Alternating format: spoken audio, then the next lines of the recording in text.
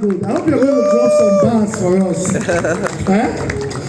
You're going to drop some bars for us, right? Please, clear.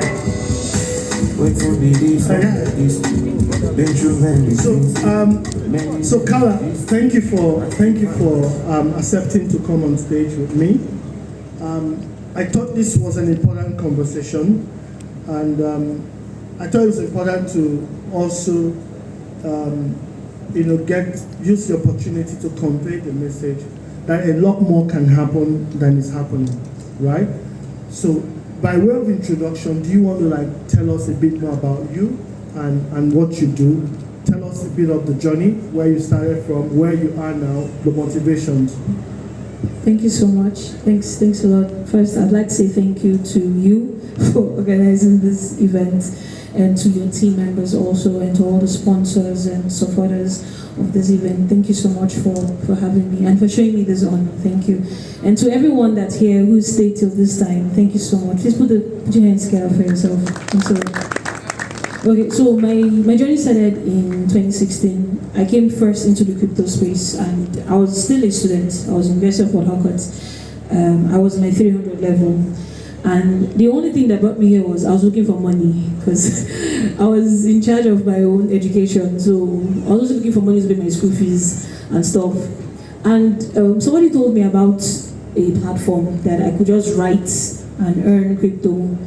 And because I'm also a rapper, so I'm a music person, so I was posting my songs, the lyrics to them, my normal everyday life, and people would upvote, and I got into the communities, would join ourselves in communities, or would upvote ourselves, would write our stories, and I was getting some funds. I think I'll never forget the first 50,000 naira I made from the platform. I converted the crypto to naira. We all had communities where we're buying and selling crypto. So that period, it was just because of money. I was just looking for money. So if you tell me about the blockchain technology, I'm looking for money to eat. I'm looking for money to pay school fees, leave research first on that one. So when I finished from the university in 2017, it was like, okay, my head is clear now. So what next? I did business management. So what next? I've always wanted to do business management. And it still took me a while before I decided I was going to understand this technology. 2017, I was just dealing with life issues. It was until 2018 that I started researching and understanding what is the technology. How is blockchain different from crypto? I started seeing that there were a lot of other things that you could do with it. I still didn't pay attention to it till 2019, towards the end of 2019. That was when I started. That was the year that I made a decision that, okay, I'm a business developer, but I'm going to do business development in this blockchain space. So after making that decision, the next step was to get accurate information. All the info that I had gotten about the space was from a point of a user perspective.